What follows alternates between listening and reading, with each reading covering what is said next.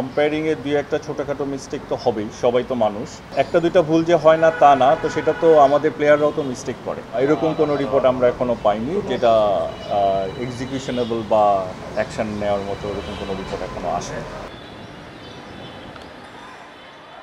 ডিপিএলের league পর্ব শেষ, এখন অপেক্ষা সুপার লিগের। শিরোপার দৌড়ে এগিয়ে আবাহনী, তাদের রুখতে চেষ্টা থাকবে শাইনপুকুর ও মোহামেডানের। এছাড়া সুপার সিক্সে জায়গা করে নিয়েছে শেখ জামাল, প্রাইম ব্যাংক ও গাজী গ্রুপ ক্রিকেটার্স। শীর্ষ 6 দলের লড়াইয়ের সূচি প্রকাশ করেছে বিসিবি।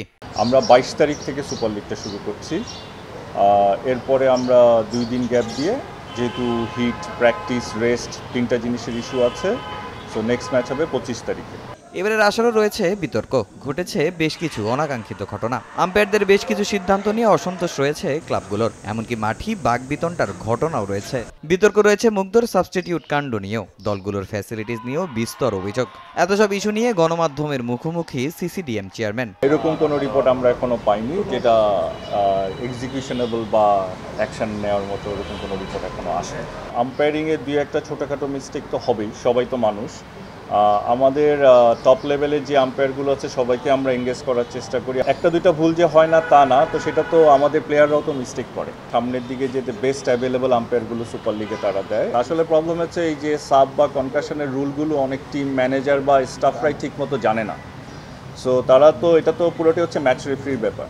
সো তারা গিয়ে যদি কোয়েরিটা করে, তারা নিশ্চয়ই তাদেরটা ক্ল্যারিফিকেশন পেয়ে যাওয়া উচিত। রেলিগেশনে পড়েছে 3 দল, যার মধ্যে 2024-25 ডিপিএল এ খেলার সুযোগ পাবে এক দল। এদিন সিদ্ধান্ত এসেছে সেই ম্যাচগুলো নিয়েও। রেলিগেশনটা আমরা করব হচ্ছে, যেহেতু 22 তারিখে সুপার লিগের খেলা হবে, 23 তারিখে আমরা একটা রিজার্ভের মতো থাকবে যদি ওই দিন খেলা শিফট করতে হয়। সো 24 তারিখে রেলিগেশনটা শুরু হবে, বাট একইভাবে বডিলি ওইটা শিডিউলও হবে। রেলিগেশন তো একটা করে ম্যাচ হবে, আর সুপার লিগে তো 3টা করে ম্যাচ একই দিনে হবে।